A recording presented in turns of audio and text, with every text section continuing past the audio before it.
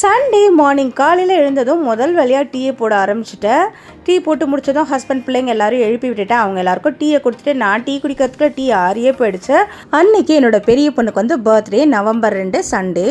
பிள்ளைங்க டீ குடிச்சு முடிச்சதும் அவங்க குளிச்சுட்டு வரதுக்குள்ள ஒரு சில வேலையெல்லாம் முடிச்சிடலாம் அப்படின்னு சொல்லிட்டு நான் சாக்லேட் பாக்ஸ் எடுத்து ஓப்பன் பண்ணி வைக்கலாம் ரெடியா அப்படின்னு சொல்லிட்டு ஓப்பன் பண்ணிட்டு இருந்தேன். அன்னைக்கு வந்து சண்டே வந்து சர்ச்சில் இருக்கவங்களுக்குலாம் வந்து ஸ்வீட் வாங்கி கொடுக்கலாம் அப்படின்னு சொல்ல என் பெரிய பொண்ணு வந்து நான் என்ன சின்ன குழந்தையம்மா இன்னும் ஸ்வீட்டு சாக்லேட்டு கேக்கில் எடுத்துகிட்டு போய் கொடுக்கறதுக்கு நான் கொடுக்கவே மாட்டேன் அப்படின்னு சொல்லிட்டா.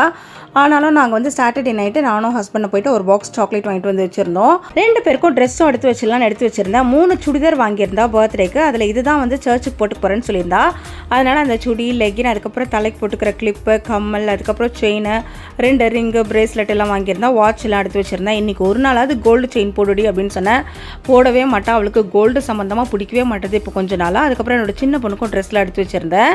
தலை வந்து ஃபுல்லாகவே காயாமல் கொஞ்சம் லைட்டாக ஈரமாகவே இருந்துச்சு. ஆனால் சர்ச்சுக்கு டைம் ஆகிடுச்சு. சரி அப்படியே வாரி விட்டுடலான்னு சொல்லிட்டு வாரி விட்டுட்டேன்.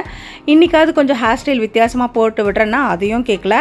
எப்போவுமே இந்த ஒரே ஹேர் ஸ்டைல் தான் 2 பேருக்கும். எங்களுக்கு இப்படியே போட்டு விடுங்கன்னு சொல்லுவாங்க. அது அவங்களுக்கு ரொம்ப பிடிச்சிருக்கா என்னன்னு தெரியல. இந்த கம்மல் தான் வாங்கியிருந்தா அவளுக்கு ரொம்ப பிடிச்சிருந்ததுன்னு சொல்லிட்டு. செயின் வந்து அவளுக்கு ரொம்ப பிடிச்சிருந்தது. அந்த சுடிதார் கலர்லேயே சூப்பராக ஒரு பெண்டன்ட் வச்ச மாதிரி அதுக்கப்புறம் சிம்பிளான ஒரு பிரேஸ்லெட்டு. அவளுக்கு தலைலாம் வாரி முடிச்சதுக்கப்புறம் என்னோட சின்ன பொண்ணுக்கும் வந்து தலையெல்லாம் வாரிட்டேன். நான் கொஞ்சம் முன்னாடியே கிளம்பிட்டேன். எப்போவுமே இவங்க 2 பேரும் ரெடி பண்ணிவிட்டு நான் கிளம்பணும் அப்படின்னா ரொம்ப லேட் ஆகிடுது. அதனால் நான் ஃபஸ்ட்டு ரெடி ஆகிட்டேன். அவங்க குளிச்சுட்டு தலையெல்லாம் காய வைக்கிறதுக்குள்ளே 2 பேருமே கிளம்பி ரெடி ஆகிட்டு கண்ணாடி முன்னாடி போய் நின்று மாறி செல்ஃபிலாம் எடுத்துகிட்டு இருந்தாங்க. என்னோட பெரிய பொண்ணு வந்து கொஞ்சம் கூட எதிர்பார்த்தே இருக்க மாட்டா. அவளுக்கு தெரியாமல் அவள் ஸ்கூலில் இருக்கும்போது நான் ஹஸ்பண்ட் சின்ன பொண்ணு மட்டும் போயிட்டு சர்ப்ரைஸாக வந்து வாட்ச் ஏதாவது வாங்கி தரலாம் கிஃப்ட்டுன்னு சொல்லிட்டு வாங்கி பேக்லாம் பண்ணி மேலே எடுத்து வச்சுருந்தோம்.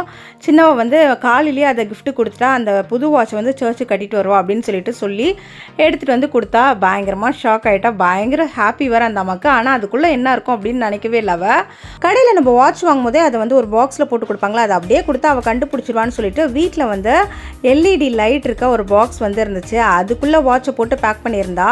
பிரித்த உடனே என்னோட சின்ன பொண்ணு நாங்களாம் சொல்லியிருந்தோம் நல்லா பல்பு வாங்கினியா அப்படின்னு சொல்லிட்டு இருந்தோம்.